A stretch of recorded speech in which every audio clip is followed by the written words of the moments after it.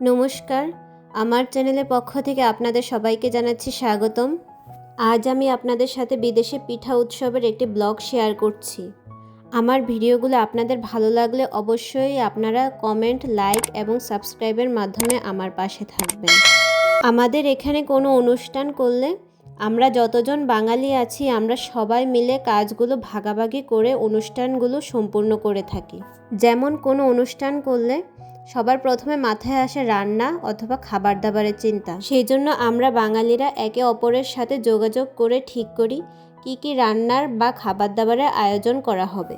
তারপরে ঠিক করি কে কোন রান্নাটি ভালো পারে বা কোন রান্নাটি করতে স্বাচ্ছন্দ্য বোধ করে, তারপর সে সেটি তার বাসা থেকে করে নিয়ে আসবে।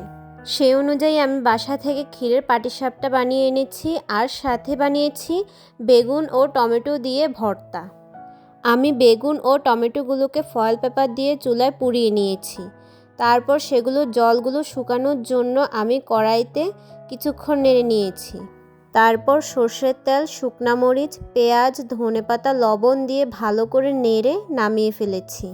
তারপরে রান্নাবান্না সেরে যেখানে আমাদের অনুষ্ঠানের আয়োজন করা হয়েছে সেখানে যাওয়ার উদ্দেশ্যে আমরা রওনা দিয়েছি। দেখুন আমার ছেলের বাগানটাকে আমরা কি বানিয়েছি। অনুষ্ঠানে নেওয়ার জন্য প্রচুর জিনিসপত্র ছিল, তাই আমার ছেলের বাগান বা স্ট্রলারটাকে আমরা কাজে লাগিয়েছি।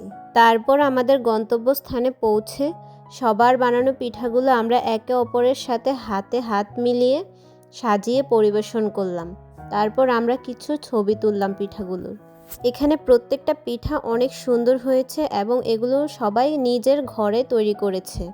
অনেক সুন্দরও খেতে হয়েছে।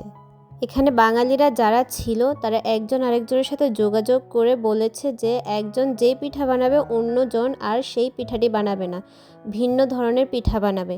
সেই অনুযায়ী পিঠা খাবার দাবারের আয়োজন করা হয়েছিল। এখানে আমরা বাঙালিরা মোটামুটি 30 জন ছিলাম। সেই অনুযায়ী আয়োজন করা হয়েছিল, তবে পিঠাগুলোর আয়োজন একটু বেশি হয়েছিল। তবে আমরা খাবার শেষে, অনুষ্ঠান শেষে যার যে পিঠা পছন্দ হয়েছিল সে সেই পিঠাটি নিজ বাড়িতে নিয়ে গিয়েছিল। পাশাপাশি এখানে ভর্তাগুলো দারুণ হয়েছিল। এখানে এসে আমি একটা জিনিস খেয়াল করলাম যে এখানে সবাই ভর্তা পছন্দ করে। এরপরে আমরা শুরুতেই বাচ্চাদের ছবি তুলে নিলাম। এই সময় আমার ছেলের ছবি তুলতে পারিনি কারণ ও ঘুমিয়েছিল। আর এনারা হলেন আমাদের সম্পর্কে কাকা কাকি হন আর সাথে এনাদের ছেলে মেয়েরা। এরপরে আমরা দুজনে ছবি তুললাম। তারপরে আমরা এইভাবে সবাই একে একে ছবি তুলে নিলাম।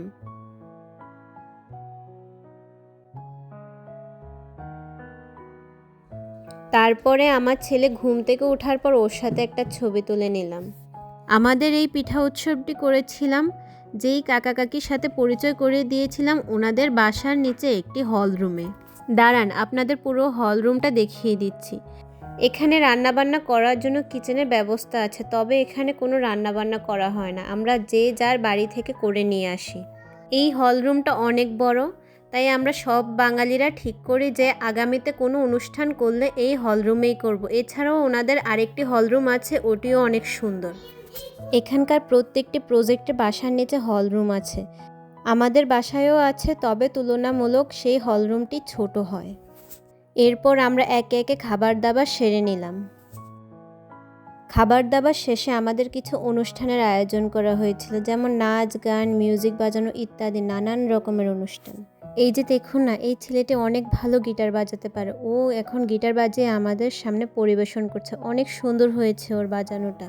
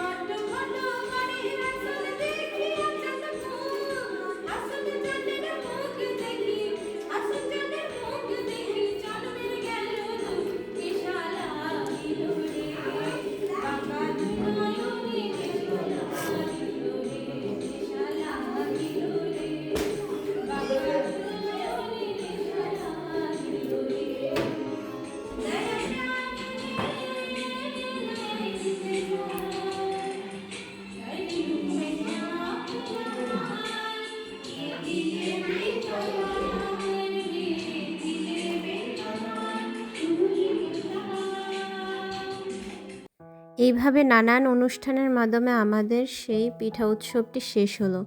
অনুষ্ঠান শেষে আমি আমার ছেলের কিছু ছবি তুলতে চাইছিলাম, কিন্তু ও যা ছটপট করছিল, কোনো রকমেই ওর ভালো একটা ছবি তুলতে পারিনি। যাই হোক, আপনাদের ভিডিওটি দেখে কেমন লাগলো অবশ্যই কমেন্ট করে জানাবেন আর সাবস্ক্রাইব করে পাশে থাকবেন। আমি বিভিন্ন ধরনের তথ্যমূলক ভিডিও বানিয়ে থাকি। আপনারা কোন ধরনের ভিডিও দেখতে চান সে অনুযায়ী আমাকে কমেন্ট করে জানাবেন। আমি চেষ্টা করব সেই অনুযায়ী ভিডিও বানানোর জন্য।